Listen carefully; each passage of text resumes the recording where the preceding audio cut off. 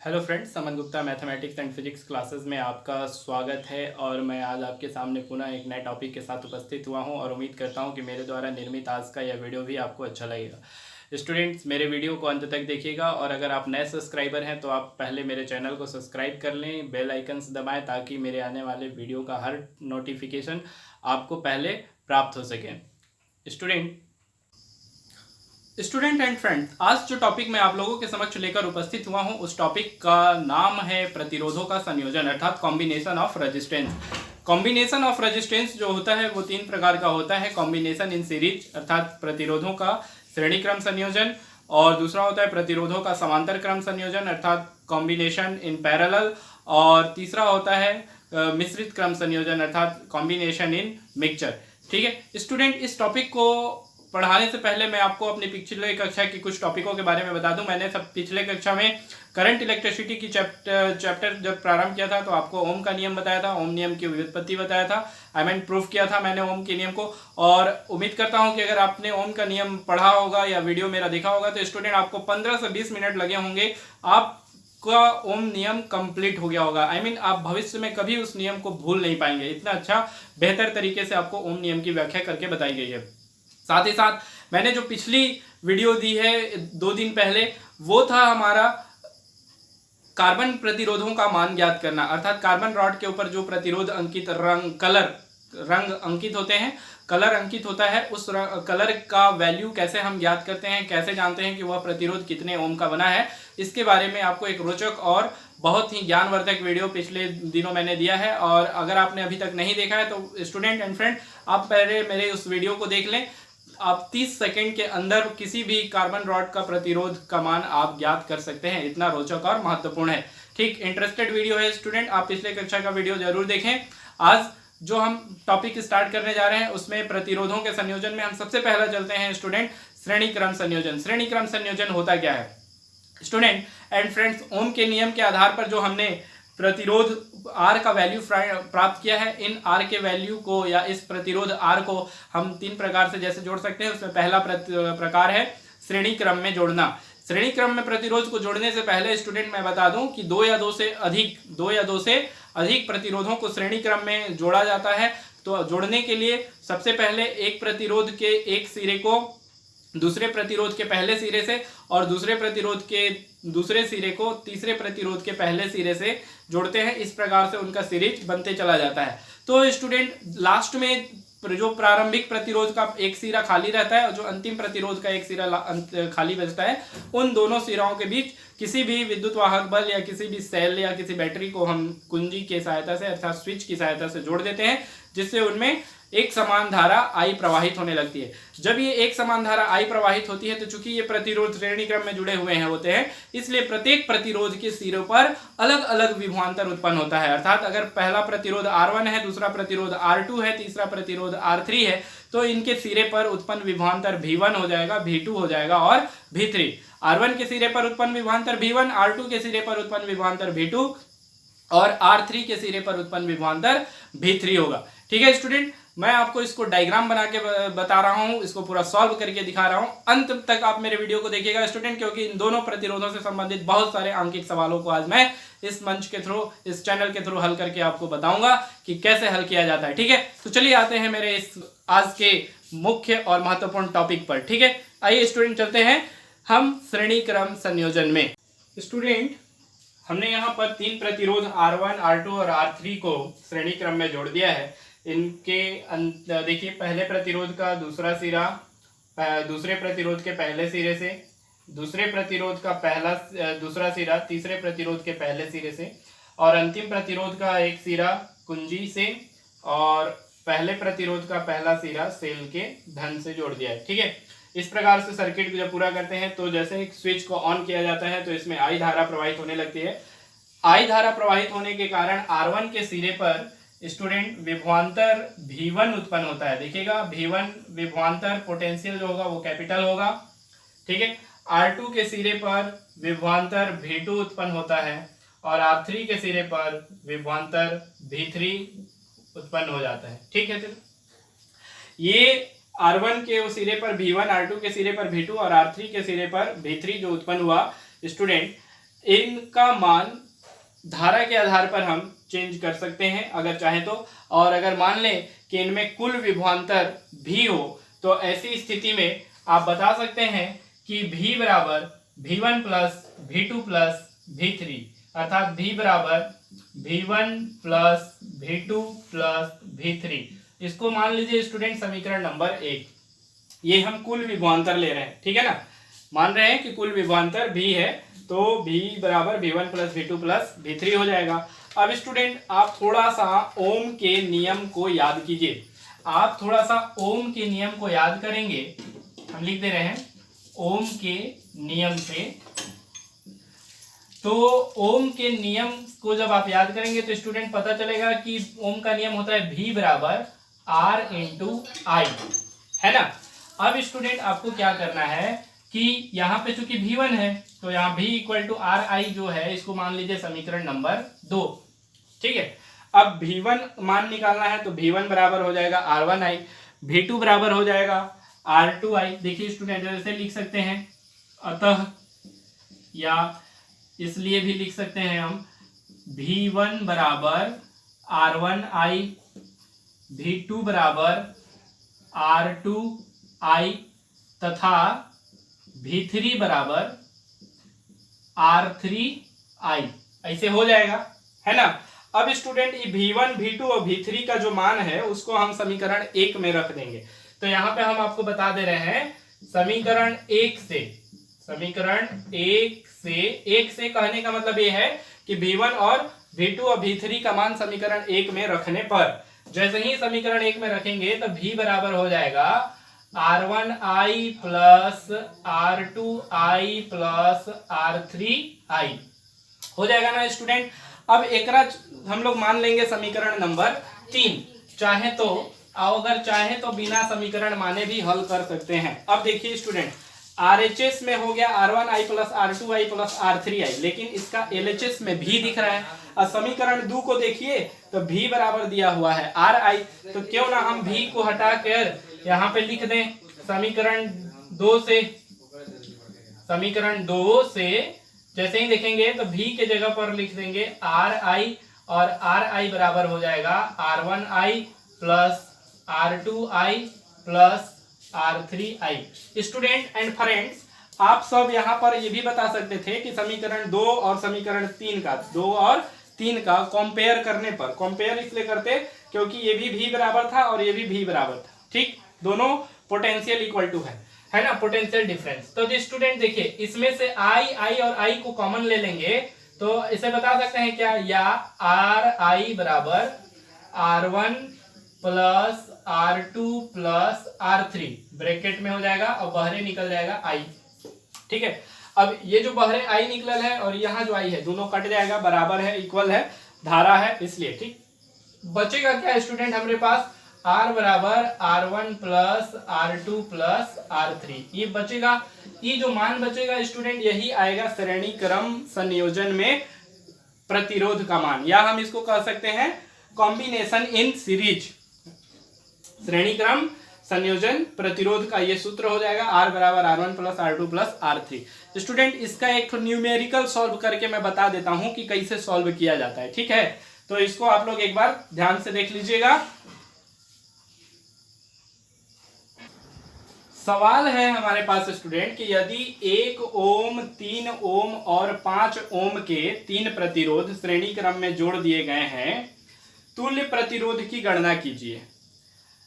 और दूसरा सवाल इसी में है कि यदि इस संयोजन में 6 वोल्ट का विद्युत वाहक बल के स्रोत से जोड़ दिया जाए, मतलब इस संयोजन में ही जोड़ दिया जाए, तो परिपथ में कितनी धारा बहेगी।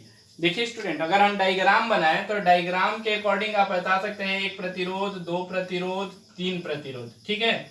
और इस प्रतिरोध में जो हम विद्युत वाहक बल कुंजी की सहायता से जोड़ रहे थे, ठीक, इसका मान बताया जा रहा है कि 6 वोल्ट का है, मान लीजिए, ठीक है। ये R1 है, ये R2 है और ये R3 है स्टूडेंट, ठीक। तो इसमें जो धारा बहेगी, ठीक है, वो कितना होगा, उसका मान कितना होगा, ये हमको ज्ञात करना है, ठीक। और साथ ही साथ हमको मतलब प्रतिरोधों के संयोजन का मान भी ज्ञात करना है, ठीक है।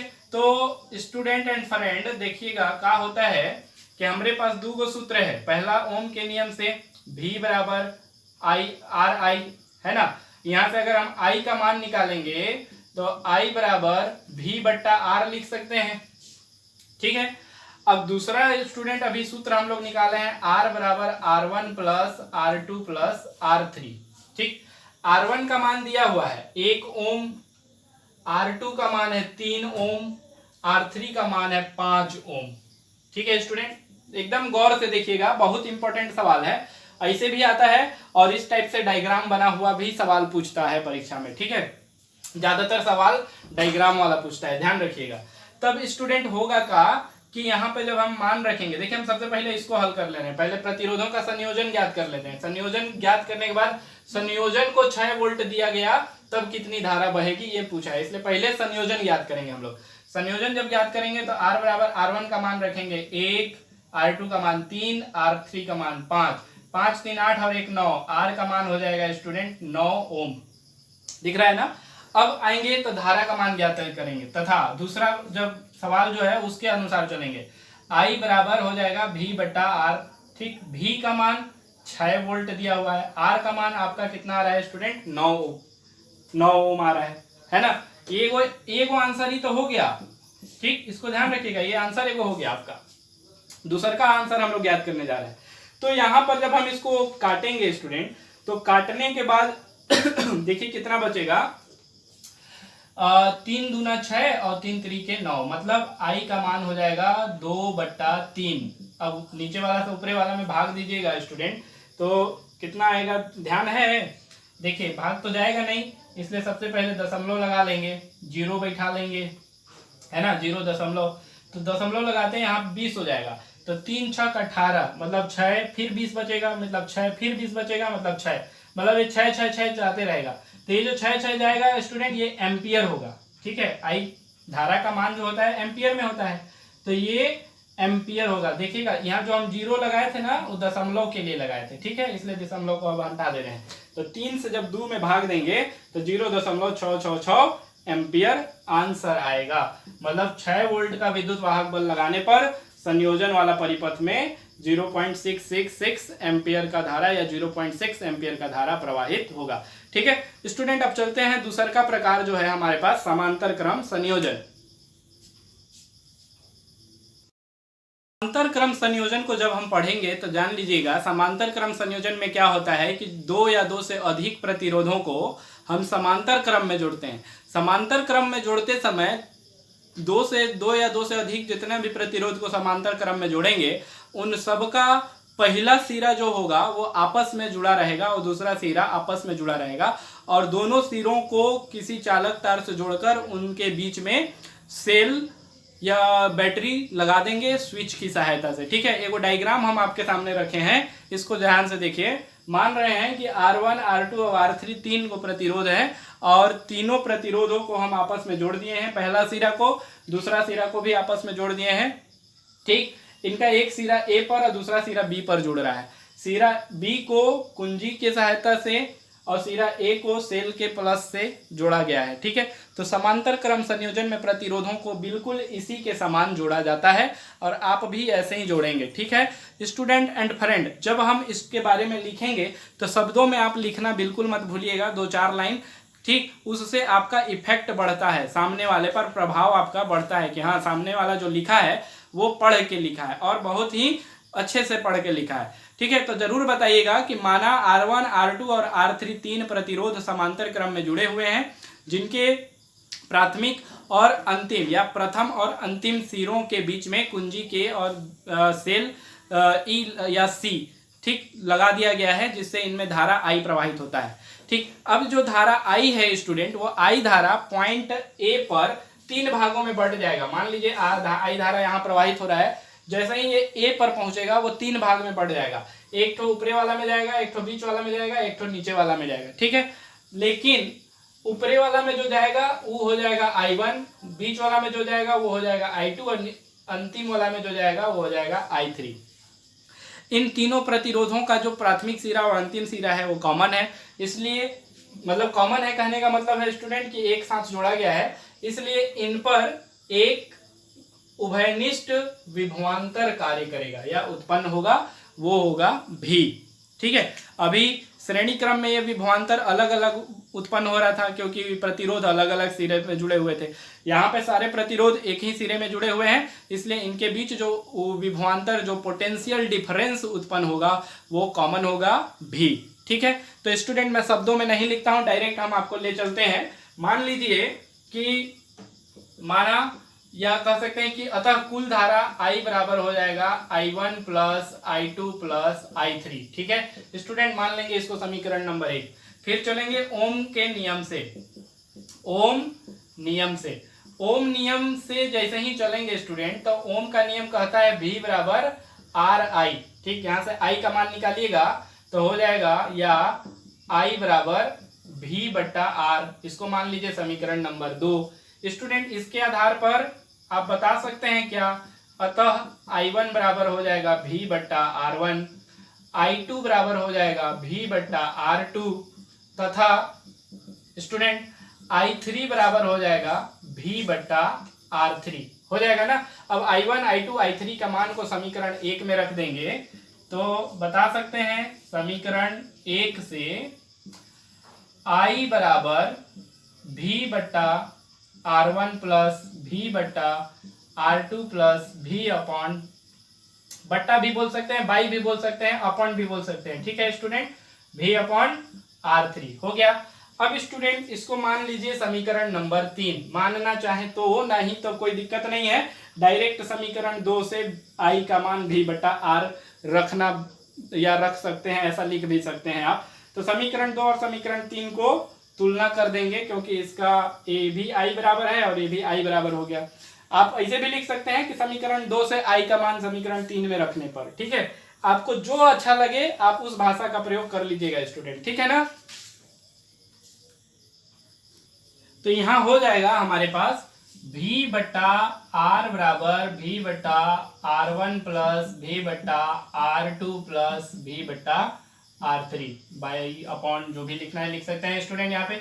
अब स्टूडेंट यहाँ ऊपरे से सब में अंश में भी दिख रहा है तो V को कॉमन ले लीजिए, तो V बट्टा R बराबर V को कॉमन ले लीजिएगा तो ब्रैकेट में बचेगा 1 बट्टा R1 प्लस 1 बट्टा R2 प्लस 1 बट्टा R3। ठीक है, ये R2 है स्टूडेंट। ठीक है, R2 इतना हो गया। अब देखिए स्टूडेंट, यहाँ वाला भी और यहाँ वाला भी दोनों कट जाएगा, दोनों अंश में है और बराबर है, यहाँ केवल 1 बचेगा। तो 1 बचेगा, उसके बाद आप ऐसे भी लिख सकते हैं 1 बट्टा R बराबर 1 बट्टा R1 प्लस 1 बट्टा R2 प्लस 1 बट्टा R3। ठीक है, ये जो समीकरण आएगा यही समांतर क्रम संयोजन का सूत्र होगा, अर्थात प्रतिरोधों का समांतर क्रम संयोजन, combination in parallel of resistance. ठीक है स्टूडेंट, तो उम्मीद करता हूं कि आपको ये फार्मूला जो मैंने बताया, डेरिवेशन जो बताया, वो आपको अच्छा लगा होगा। चलिए इससे संबंधित भी एक सवाल हल कर लेते हैं। ठीक बा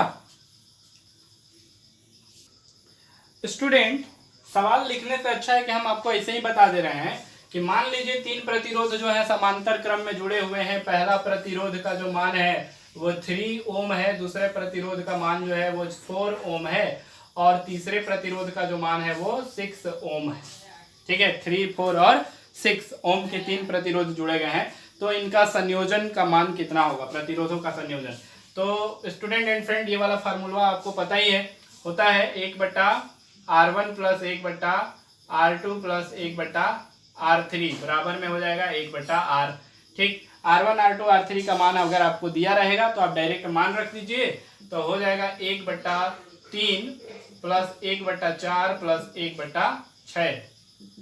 तो 1 बट्टा R बराबर 1 बट्टा 3 प्लस 1 बट्टा 4 प्लस 1 बट्टा 6। स्टूडेंट क्या करेंगे, सबसे पहले इसका और इसका लघुत्तम ले लेंगे। ध्यान रखिएगा, 3 का, 4 का और 6 का लघुत्तम कितना होगा मैं आपको ज्ञात करके बता दे रहा हूँ। 3 कैसे निकालते हैं वो भी आप लोग सीख लीजिएगा। 3, 4 और 6 का लघुत्तम जब निकालेंगे तो एक साथ निकालेंगे। ठीक, 3 में 2 का भाग नहीं जाएगा इसलिए 3 उतर जाएगा, 2 में जाएगा, 2 दूना के 4 होता है और 2 तिहाई 6। फिर से 2 से जाएगा स्टूडेंट, क्योंकि बीच में एगो 2 दिख रहा है, तो 2 एकम 2 ही उतरेगा और 3 उतर जाएगा। जिसका भाग नहीं जाएगा वो जैसे का तैसा उतर जाता है। अब 2 के बाद 3 से जाएगा स्टूडेंट। ठीक है, 3 एकम 3, 1 तो जाएगा नहीं तो 1 उतर जाएगा, 3 एकम 3। सब भाग चला गया। स्टूडेंट क्या बच गया हमारे पास, 2 गुणित 2 गुणित 3। अब देखिए इनका आपस में गुणा कर दीजिए, 3 दूना 6, 6 दूना 12, मतलब इसका जो एलसीएम होगा वो 12 होगा। ठीक है ना, यहाँ पे 12 लिख लेंगे स्टूडेंट। ठीक, अब 3 से 12 हमें भाग देंगे तो 3 चौको 12, 4 का गुणा 3 के ऊपर ही करेंगे तो 4 एकम 4 हो जाएगा, प्लस अब 4 से 3 में भाग देंगे, 12 में भाग देंगे तो 4 तिहाई 12 होता है स्टूडेंट। ठीक है ना, तो 3 का जो भागफल आएगा उसका गुणा 4 के ऊपरी वाला संख्या में कर देंगे, मतलब 3 एकम 3, प्लस अब 6 से 12 हमें भाग देंगे तो 6 दूना 12 होता है, 2 आएगा भागफल, जो 2 भागफल आएगा स्टूडेंट उस 2 का गुणा 6 के ऊपरी वाला संख्या में कर देंगे तो 2 एकम 2 हो जाएगा। तो 1/r बराबर, देखिए 4 3 7, 7 और 2 9, 9 कितना आएगा 12।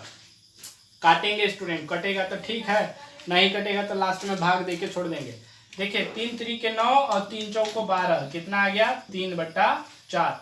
स्टूडेंट यहाँ 1/r है, इसको r/1 करेंगे तो केवल ऐसे लिख सकते हैं क्या, या r बराबर 4/3, क्योंकि ई वाला जब पलटेंगे ना तो इनहू वाला पलट जाएगा, 3/4 जो है वो 4/3 हो जाएगा।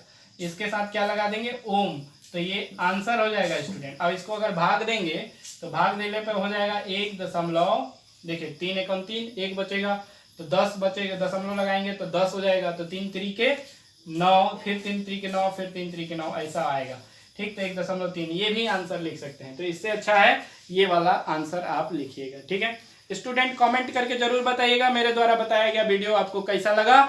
ठीक, अगर आप मेरा चैनल सब्सक्राइब नहीं किए होंगे तो आप पहले मेरा चैनल सब्सक्राइब कर लीजिए, बेल आइकन्स दबाइए ताकि हमारा आने वाला सारा वीडियो का नोटिफिकेशन आपको मिल जाए। ठीक है स्टूडेंट ध्यान देंगे, पहला सवाल हम लेके चल रहे हैं कि 2 ओम, 3 ओम और 6 ओम को किस प्रकार जोड़ें कि तुल्य प्रतिरोध 4 ओम प्राप्त हो, अर्थात 4 ओम प्राप्त हो। तो स्टूडेंट जब इस प्रकार का सवाल आए तो आप तुरंत अपने दिमाग में बैठा लीजिएगा कि इसमें श्रेणी क्रम और समांतर क्रम दोनों का प्रयोग होगा। ठीक, अब श्रेणी क्रम में कैसे होगा, समांतर क्रम में कैसे होगा, इसके लिए थोड़ा सा आपको दिमाग दौड़ाना पड़ेगा, लेकिन आपके पास उतना टाइम नहीं रहता है, इसलिए आपको प्रैक्टिस करना बहुत जरूरी है। जितना ज़्यादा आपका प्रैक्टिस होगा उतना ही ज़्यादा आपको बेनिफिट होगा। ठीक है, तो स्टूडेंट देखिए हम ले रहे हैं ये दूसरका और तीसरका वाला, 2 ओम, 3 ओम और 6 ओम है, तो अगर हम इसको दोनों को समांतर क्रम में जोड़ दें, मान लेते हैं, अगर हम माने तो ऐसे कर सकते हैं क्या, हल R1 बराबर 2 ओम, R2 बराबर 3 ओम और R3 बराबर 6 ओम हो जाएगा ना स्टूडेंट। तो अगर R2 और R3 समांतर क्रम में हो तो 1/R, समांतर क्रम के लिए ले रहे हैं RP, ठीक, P फॉर पैरेलल है ना, 1/RP बराबर 1/3 प्लस 1/6, मतलब कहेला है कि 1/R1 plus 1/R2 plus 1/R3। ठीक है स्टूडेंट, अब इन दोनों के आपस में जोड़ दी हूँ तो 3 और 6 का लघुत्तम हो जाता है लसल, एलसीएम 6 हो जाता है ना स्टूडेंट। 3 का 6 में भाग देंगे, 2 बार में जाएगा, 2 का ऊपर में कर देंगे तो 2 एकम 2, प्लस 6 से जाएंगे तो ये एक बार में चल जाएगा, 6 से 6 एक बार में जाएगा, 1 का गुणा ऊपर 1 में करेंगे तो 1 ही आएगा स्टूडेंट। ठीक है, तो 3 और 2 और 1 मिल के हो जाएंगे 3/6 है ना स्टूडेंट, 3 एकम 3 और 3 दूना 6, मतलब 1/RP बराबर आ गया 1/2। स्टूडेंट ध्यान देंगे, इसको अगर हम बदलेंगे तो RP का मान निकल जाएगा, या RP बराबर 2 है ना, इसको ऊपरे से मतलब हर को अंश में हर को करेंगे तो इसका भी हर जो है अंश हो जाएगा, अंश जो है हर हो जाएगा, तो ये एक मान आपका निकल गया स्टूडेंट। ठीक, अब देखिए ये वाला जो मान है वो R1 के बराबर है ना, तो 2 और 2 को जोड़ देंगे तो 4 हो जाएगा, तो यहाँ ओम लिख देते हैं। ठीक, अब मान लेंगे कि यदि है ना जो बोल रहा है ना कि तुल्य प्रतिरोध, तो हम यहाँ पे लिख ले रहे हैं कि यदि तुल्य प्रतिरोध R हो, तुल्य प्रतिरोध R हो तो स्टूडेंट क्या हो जाएगा, R बराबर RP प्लस R1, मतलब R बराबर 2 प्लस 2 बराबर 4 ओम आ गया ना स्टूडेंट। तो ऐसे आपको दिमाग लगाना पड़ेगा, सवाले में आपका आंसर छुपा रहता है, बस ध्यान रहता है कि आप उसको कैसे देख पाएंगे। ठीक है, चलिए हम आपको एक और सवाल लेके चलते हैं, चित्र में देखिएगा उसका आंसर छुपा हुआ है, लेकिन आपको समझ में नहीं आएगा, हम आपको बताएंगे कि कैसे वो आंसर छुपा हुआ है ना। स्टूडेंट ये डायग्राम देखिए, ए बी और सी तीन को बिंदु दिख रहा है आपको, लेकिन ए पर ज्वाइंट है, बी पर ज्वाइंट है, सी पर ज्वाइंट नहीं है। ध्यान रखिएगा, यहाँ पे एक प्रतिरोध लगा हुआ है, यहाँ पे भी एक प्रतिरोध लगा हुआ है, ठीक है, और यहाँ पे भी एक प्रतिरोध लगा हुआ है। स्टूडेंट ये प्रश्न है ना, प्रत्येक प्रतिरोध 3 ओम का है, ये भी 3 ओम, ये 3 ओम और ये भी 3 ओम का है, ठीक है। स्टूडेंट आपको ए और बी के बीच तुल्य प्रतिरोध का मान ज्ञात करना है। तुल्य प्रतिरोध का मान ज्ञात करते समय आपको डायग्राम देके माथा ठनक गया होगा, तो आप उसको क्या करिए कि सबसे पहले दिमाग दौड़ाइए कि इसमें कौन कौन श्रेणी क्रम में है और कौन कौन समांतर क्रम में। हम कह रहे हैं आपको कि खाली ए और बी पर ज्वाइंट है, सी पर ज्वाइंट नहीं है ना स्टूडेंट। अगर आप इसको हल करेंगे तो हल करते समय पहले ज्वाइंटवा को हटा लीजिएगा, ज्वाइंटवा को हटाइएगा तो ये प्रतिरोध ऐसे बन जाएगा, एगो यहाँ जुड़ जाएगा, एगो यहाँ जुड़ जाएगा, ठीक है। यहाँ पे एगो जो बिंदु है वो आपका आ जाएगा सी।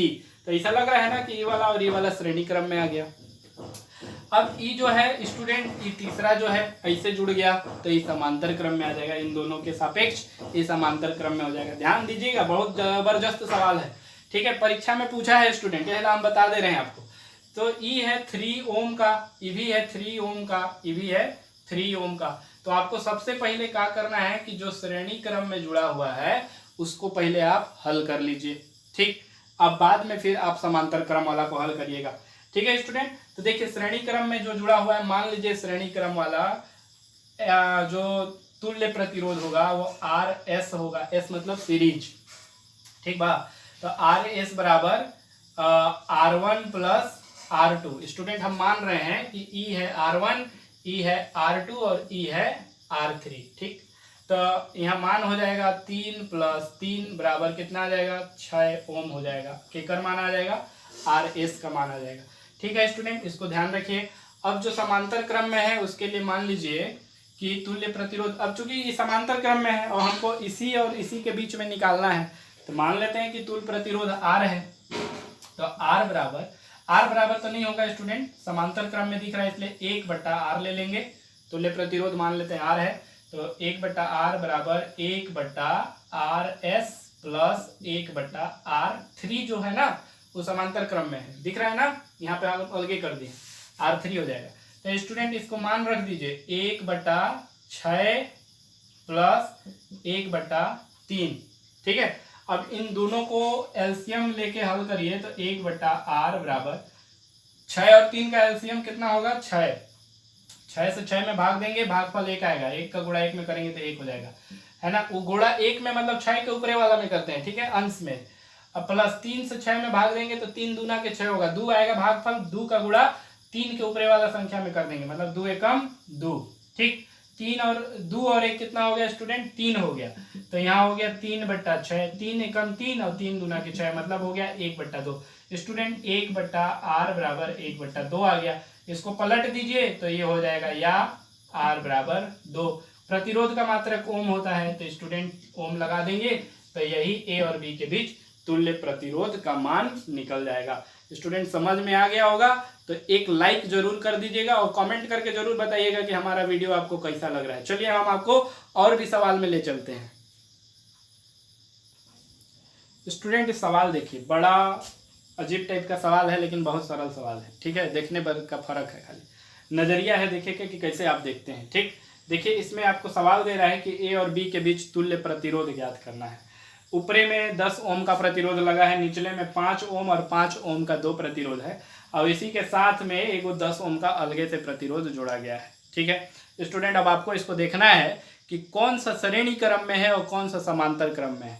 तो देखने से तो ऐसे ही लग रहा है कि नीचे का 5 ओम और 5 ओम का जो प्रतिरोध है वो दोनों श्रेणी क्रम में है, ठीक है। और ये वाला जो 10 ओम का प्रतिरोध है इसके तुलना में और इसके तुलना किया जाए तो ये दोनों समांतर क्रम में हो जाएंगे, ठीक है ना स्टूडेंट। लेकिन ये वाला कौन से क्रम में आएगा, तो स्टूडेंट ये वाला जो है वो भी श्रेणी क्रम में आएगा इन दोनों के तुलना में, या इन दोनों के कंपेयरिंग में ये भी श्रेणी क्रम में हो जाएगा। तो सबसे पहले हम इसके ऊपर चलते हैं। मान लेते हैं स्टूडेंट कि 5 ओम और 5 ओम का जो प्रतिरोध है वो श्रेणी क्रम में है, तो इनका तुल्य प्रतिरोध हो जाएगा R S equal to 5 ohm, मतलब 5 ohm plus 5 ohm equal to कितना हो जाएगा student 10 ohm. R S equal to 10 ohm आ गया, ठीक है ना स्टूडेंट, एक मान आ गया आपका। अब देखिए 10 ओम का जो प्रतिरोध है और ये दोनों समांतर क्रम में है, तो इनको भी हल कर लेते हैं। मान लेते हैं कि इनका तुल्य प्रतिरोध आरपी है ना, तो बताएंगे तथा अलग चूंकि हल कर रहे हैं इसलिए लिख ले रहे हैं कि तुल्य प्रतिरोध आरपी हो तो 1/RP हो जाएगा। दिख रहा है ना स्टूडेंट, समांतर क्रम में है इसलिए समांतर क्रम का सूत्र लगा रहे हैं, बराबर 1/10 ओम ये वाला मान रख लिए प्लस 1/RS ये जो मान आ रहा है ना ये, ठीक है। तो इसका मान हो जाएगा स्टूडेंट, आप इसको ऐसे यहीं पे लिख लीजिए 1/10 प्लस 1/10, 10 और 10 का लघुत्तम लेंगे स्टूडेंट तो हो जाएगा RP इक्वल टू 10 का एलसीएम होगा 10, 10 और 10 से 10 में देंगे मतलब 1 ऊपर में भी आएगा 1 ऊपर में भी होगा, मतलब 2/10 लिखेंगे, 2 1 जा 2, 2 5 जा 10 मतलब 1/5 आ जाएगा, ठीक है ना। ये देखिए 1/RP है तो इसको या इसलिए करके आप लिख सकते हैं कि RP बराबर 5 ओम। अब स्टूडेंट ये जो डब्बा वाला था, ये डब्बा वाला, इस डब्बा वाला को हल किए तो आ गया हमारे पास कॉमन तुल्य प्रतिरोध 5 ओम आ गया है ना। अब ये जो बाहरी वाला बचा है उसको देख के लग रहा है कि डब्बा और ये दोनों श्रेणी क्रम में है, इसलिए श्रेणी क्रम में मान लेंगे कि तुल्य प्रतिरोध R हो तो लिख लेते हैं स्टूडेंट, आप कहीं भूल मत जाइएगा, तुल्य प्रतिरोध R हो तो किसके किसके बीच, A और B के बीच, A और B का तुल्य प्रतिरोध R हो तो R बराबर हो जाएगा स्टूडेंट RP प्लस वो जो 10 दिया है ना उसको 10 को रख ले रहे हैं 10 ओम, ठीक। तो देखिए क्या हो जाएगा R बराबर RP का मान 5 ओम प्लस 10 ओम, 5 और 10 दोनों को जोड़ देंगे तो हो जाएगा 15 ओम, बना देते हैं स्टूडेंट बढ़िया से 15 ओम, ठीक है। यह क्या होगा इस डायग्राम का आंसर। स्टूडेंट इस तरह के बहुत सारे उटपटांग डायग्राम आपको मिलेंगे प्रश्नों में, आपको बस अपना दिमाग लगाना है कि उसको हल कैसे करें, ठीक है। दिमाग लगाने के लिए आपको प्रैक्टिस करना बहुत जरूरी है। ये जो सवाल है ये भी परीक्षा में आया हुआ सवाल है स्टूडेंट, ठीक। तो अगर आप मेरे द्वारा बनाए गए इस वीडियो से संतुष्ट हैं तो आप मेरे चैनल को सब्सक्राइब करें और बेल आइकन्स दबाएं ताकि आपको हर वीडियो का नोटिफिकेशन प्राप्त हो सके।